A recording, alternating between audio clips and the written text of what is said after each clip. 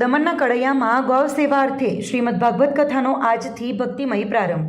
ભવ્ય પોથી યાત્રામાં ઉમટી જનમેદની. દમણના કડૈયા વિસ્તારમાં આજથી પીડાગ્રસ્ત ગાયો અને ગૌશાળાના લાભાર્થે શ્રીમદ ભાગવત કથાનો ભક્તિમય માહોલમાં પ્રારંભ થયો છે, જેમાં ખેરગામના સુપ્રસિદ્ધ કથાકાર પ્રફુલભાઈ શુક્લ પોતાની 889મી કથા દ્વારા ભક્તોને જ્ઞાનગંગાનું રસપાન કરાવશે. કથાના પ્રથમ દિવસે ભીમપુર જલારામ મંદિરથી કથા સ્થળ સુધી ભવ્ય પોથી યાત્રા અને કળશ યાત્રા યોજવામાં આવી હતી, જેમાં મોટી સંખ્યામાં ભાવિક મહિલાઓ જોડાઈ હતી અને સજાવેલા બળદગાડા તેમજ હનુમાનજી અને મહાદેવ સહિતના દેવી દેવતાઓની વેશભૂષામાં સજ્જ બાળકો આકર્ષણનું કેન્દ્ર બન્યા હતા.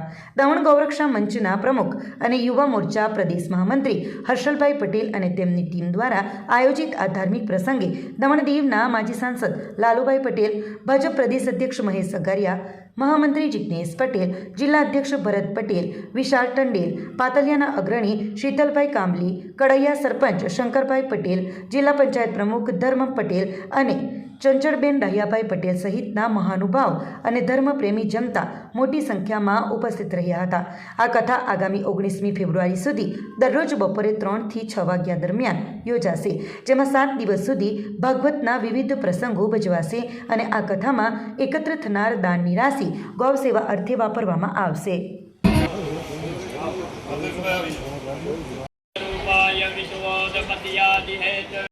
આટલા ફોટોગ્રાફર તમારો તો છે, કેવું કોઈને આપી દે.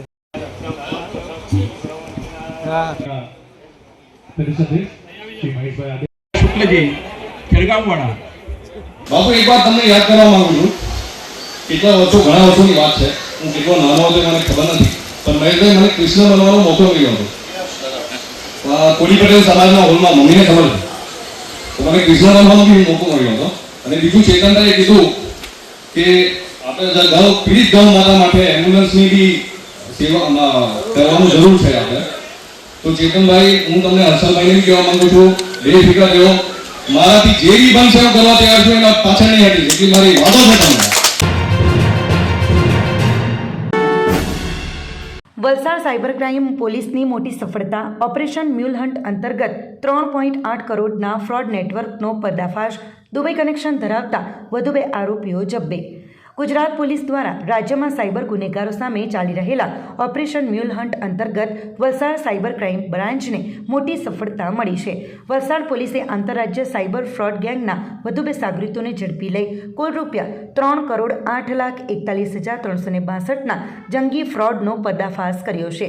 વલસાડ એસપી યુવરાજસિંહ જાડેજાની સૂચનાથી પીઆઈ બીડી જીત્યા અને તેમની ટીમે હાથ ધરેલી તપાસમાં અગાઉ મગોદના અયુબ શેખ નામના મ્યુલ એકાઉન્ટ હોલ્ડરની ધરપકડ કરવામાં આવી હતી, જેની પૂછપરછ અને ટેકનિકલ સર્વેલન્સના આધારે આ રેકેટની વધુ કડીઓ મળી હતી. પોલીસ તપાસમાં ચોંકાવનારી વિગતો સામે આવી છે કે આંતરરાષ્ટ્રીય સ્તરે ચાલતા આ રેકેટમાં મ્યુલ બેંક એકાઉન્ટનો ઉપયોગ થતો હતો. પોલીસે વોન્ટેડ આરોપી મિતેશ દીપકભાઈ પટેલને ઝડપી પાડ્યો હતો, જે કમિશન મેળવીને અન્ય લોકોના બેંક એકાઉન્ટ મેળવતો હતો. મિતેશ આ એકાઉન્ટ સુરત ખાતે રહેતા તુષાર બાબુભાઈ ઘંટાળાને આપતો હતો. પોલીસે સુરતથી તુષાર ઘંટાળાની પણ ધરપકડ કરી છે. તપાસમાં ખુલ્યું છે કે તુષાર આ એકાઉન્ટ્સ દુબઈમાં બેઠેલા મુખ્ય સૂત્રધાર મિલન ઉર્ફે મિલો દરજીના માણસોને પૂરા પાડતો હતો, જેનો ઉપયોગ સાયબર ફ્રોડના રૂપિયા સગેવગે કરવા માટે થતો હતો. પકડાયેલા આરોપીઓ વિરુદ્ધ વલસાડ સાયબર ક્રાઇમ, પાટી પોલીસ સ્ટેશન અને સુરત સાયબર ક્રાઇમમાં ગુનાઓ નોંધાયેલા છે, તેમજ સમગ્ર દેશમાં તેમની સામે 45થી વધુ સાયબર ફરિયાદો હોવાનું સામે આવ્યું છે. આ સમગ્ર પ્રકરણમાં મુખ્ય આરોપી મિલન દરજી હાલ વોન્ટેડ છે અને પોલીસ તેને પકડવા ચક્રો ગતિમાન કર્યા છે. વલસાડ સાયબર ક્રાઇમ પોલીસે નાગરિકોને પણ લાલબત્તી સમાન અપીલ કરી છે કે સાયબર ઠગ ટોળકીઓ નજીવી રકમની લાલચ આપીને સામાન્ય લોકોના બેંક એકાઉન્ટનો દુરુપયોગ મ્યુલ એકાઉન્ટ તરીકે કરે છે. કોઈપણ વ્યક્તિએ લાલચમાં આવીને પોતાના બેંક ખાતા કે સિમ કાર્ડ અન્યને વાપરવા આપવા જોઈએ નહીં, અન્યથા કાયદાકીય રીતે ખાતાધારક પોતે જ ગુનામાં જવાબદાર ગણાશે. જે બંને આરોપી પકડાયા છે, મિતેશ દીપકભાઈ પટેલ અને તુષાર બાબુભાઈ ઘંટાળા, એ બંનેની પૂછપરછમાં અને ઊંડાણપૂર્વક તપાસ કરતા અત્યાર સુધીમાં કુલ 3,08,00,000 રૂપિયા જેટલી રકમ જે છે એનો સાયબર ફ્રોડ પ્રાથમિક દ્રષ્ટિએ થયો હોવાનું જાણવા મળેલું છે.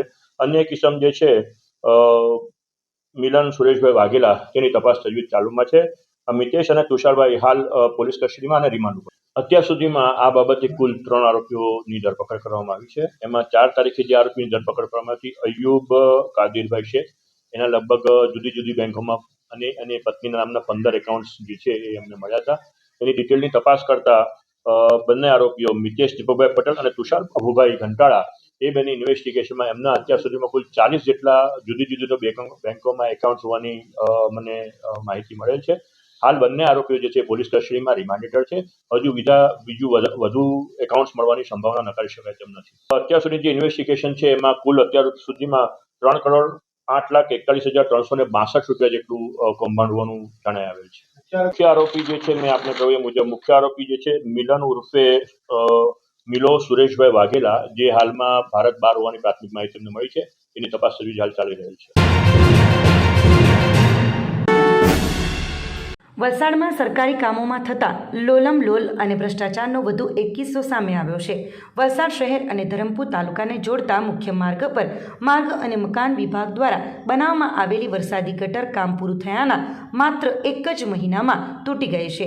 સ્થાનિકોનો આક્ષેપ છે કે ગટર બનાવવામાં એટલી હલકી ગુણવત્તાનું મટીરીયલ વપરાયું છે કે તે હાથ વડે જ તોડી શકાય છે. લાખો રૂપિયાના ખર્ચે બનેલી આ ગટરના લીધે હવે વાહન ચાલકોના માથે જોખમ તોડાઈ રહ્યું છે. વલસાડ અને ધરમપુરને જોડતો આ માર્ગ અત્યંત વ્યસ્ત રહે છે. માર્ગ અને મકાન વિભાગ દ્વારા રસ્તાના પહોળીકરણની સાથે વરસાદી પાણીના નિકાલ માટે અહીં નવી ગટરનું નિર્માણ કરવામાં આવ્યું હતું.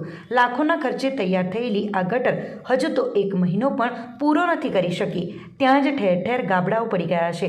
રસ્તાની બાજુમાં બનાવવામાં આવેલી આ ગટરના સ્લેબ પણ પડેલી મોટી તિરાડો કોન્ટ્રાક્ટરની કામગીરીની પોલ ખોલી રહી છે. સ્થાનિક રહીશોના જણાવ્યા અનુસાર કામ ચાલતું હતું ત્યારથી જ કામગીરી નબળી હોવાની રજૂઆતો કરવામાં આવી હતી. માત્ર 1 અઠવાડિયામાં જ ગટર તૂટવાનું શરૂ થઈ ગયું હતું. નવાઈની વાત તો એ છે કે જે ગટર લાખો રૂપિયાના ખર્ચે બની રહી છે તેનું મટીરીયલ એટલું નબળું છે કે લોકો તેને હાથ વડે સહેલાઈથી તોડી રહ્યા છે. રેતી અને સિમેન્ટના માપમાં મોટું કૌભાંડ આચરવામાં આવ્યું હોય તેવું સ્પષ્ટપણે દેખાઈ રહ્યું છે. લાખોના ખર્ચે બનેલી આ સરકારી મિલકત જાણે ધૂળમાં મળી રહી છે. આ મામલે હવે માર્ગ અને મકાન વિભાગના અધિકારીઓ સામે પણ સવાલો ઉઠી રહ્યા છે. શું સુપરવિઝન કરનાર અધિકારીઓની મિલીભગતથી આ ભ્રષ્ટાચાર આચરવામાં આવ્યો છે? ગટર તૂટવાને કારણે અકસ્માતનો ભય પણ વધી ગયો છે. જો ચોમાસા પહેલાં આ ગટરની હાલત આવી હોય તો ભારે વરસાદમાં શું સ્થિતિ થશે? સ્થાનિકોની માંગ છે કે આ કામ કરનાર કોન્ટ્રાક્ટર સામે કડક પગલાં લેવામાં આવે અને આખા મામલે તટસ્થ તપાસ કરી ફરીથી મજબૂત કામ કરવામાં આવે. અમારી શોપની બહાર એક ગટર લાઈન બનેલી હતી. મહિનાને 1.5 મહિનો થયો છે, પણ મહિનાના અઠવાડિયામાં જ આ તૂટી ગઈ હતી. એમને કોન્ટ્રાક્ટરને મેં વારવાર રજૂઆત કરી છે કે ભાઈ અમારે આ તમે સીધું કરાવો, કરતા નથી. અને કોઈ બાઇકવાળો રાતના અંધારામાં પડી જાય તેવું કોઈ આમ એની જવાબદારી કોની? ને આ તંત્ર કંઈ ધ્યાન આપતું નથી. અમે વારવાર કમ્પ્લેન કરી છે પણ કોઈ આવતું નથી કરવા માટે, રિપેર કરવા માટે. આ અટક પાર્ટી આરટીઓ ઓફિસની બાજુમાં કુબેર સિદ્ધિ કોમ્પ્લેક્સની બહાર. વલસાડ જિલ્લામાં પોલીસનો સપાટો 24 કલાકમાં 95 લાખથી વધુના દારૂ સાથે 4ની કરી ધરપકડ.